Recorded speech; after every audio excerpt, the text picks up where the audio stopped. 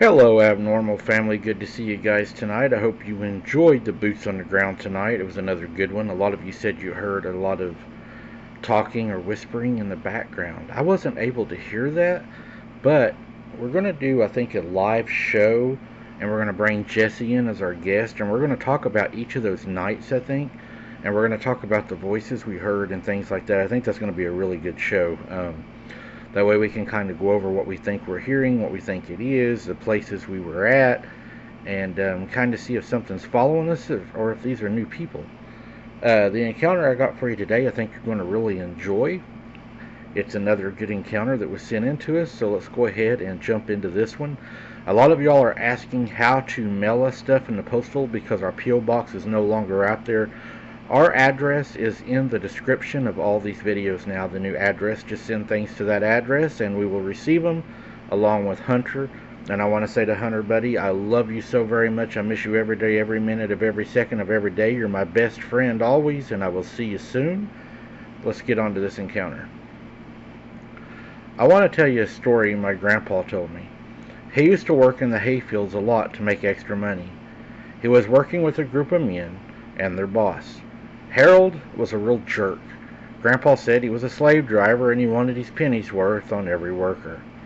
Sometimes they would work at night when it was cooler and try to get a field done.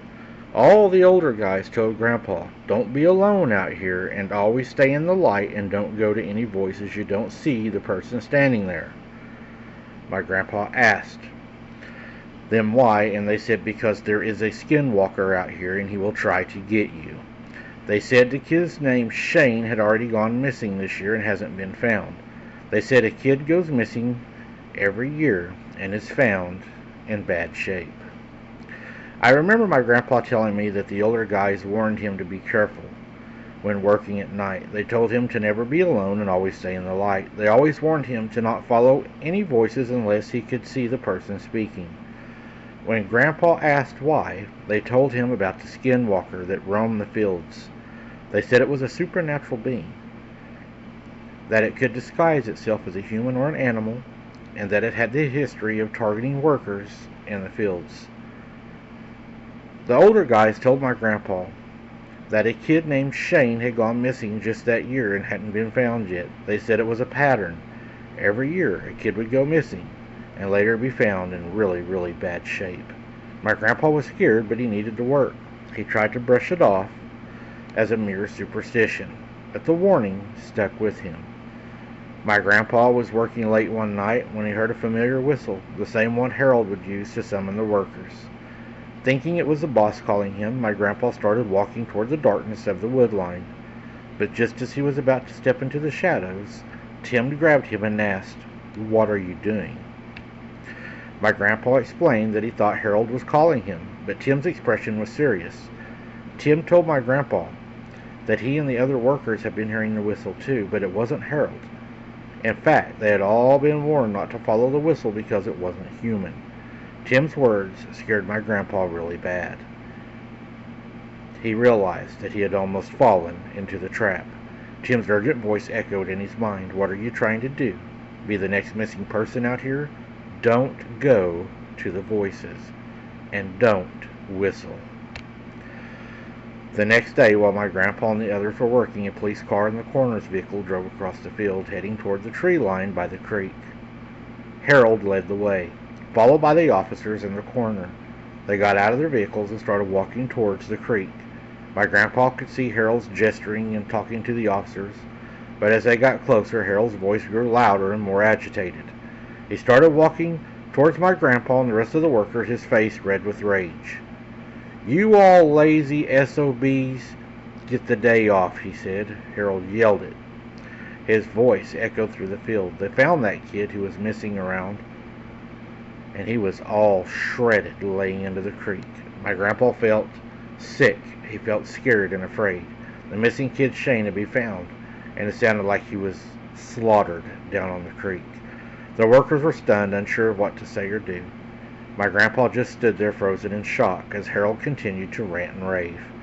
The next night, as they were working, a worker suddenly screamed for help. My grandpa and the others rushed to his aid, thinking that he had been snake bitten. But what they saw was unimaginable. An old man with the long white hair was trying to drag the kid into the woods, biting him fiercely. One of the workers, in a split-second decision, grabbed a pickaxe and struck the old man, dropping him to the ground. They called the sheriff and the ambulance, and when they arrived, my grandpa gave a statement about what happened. But to their surprise, the sheriff didn't believe them. He said they were lying if they needed to come downtown to the station. At the station, they told the story again. But when the police showed them the picture of the man they had killed, it wasn't the white-haired old man. It was Harold, their boss. The police accused him of murdering Harold, and my grandpa and the others were stunned. They knew what they had saw, but the evidence seemed to contradict their story. In the end, they were all let go except for Ricky, the boy who had wielded the pickaxe. He was sentenced to life in prison in Louisiana. My grandpa never forgot that terrifying night and the strange events that unfolded in those fields. My grandpa always said that Harold didn't look like himself when he was attacking the kid. He said his eyes were completely black. He had a feather in his hair, and when the police showed them the pictures of Harold's body, it looked just the same. Grandpa knew what he had seen that night, and that's when he became a believer in the Skinwalkers. One of the police officers, an Indian man, noticed the feather in Harold's hair, and he told them that the Skinwalkers often give their victims a feather before they hunt them. My grandpa didn't know what to do or make of it, but he couldn't shake the feeling that something was hunting them. He wondered if Harold had been hunted by the Skinwalker and kept the feather as some sort of twisted trophy. Or maybe the feather had powers of its own, and Grandpa said maybe Harold was using those to shapeshift and become the Skinwalker. Grandpa stopped working in the dark and started working at the dollar store in town. He said he never returned to the fields because of what he had seen.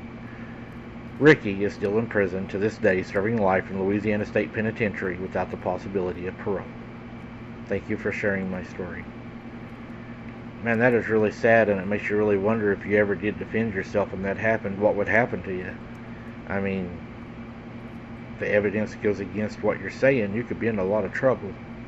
What do you guys think about this one? Thank you guys for your support. Keep your head on a swivel. Don't become something's dinner, and we'll see you on the next one.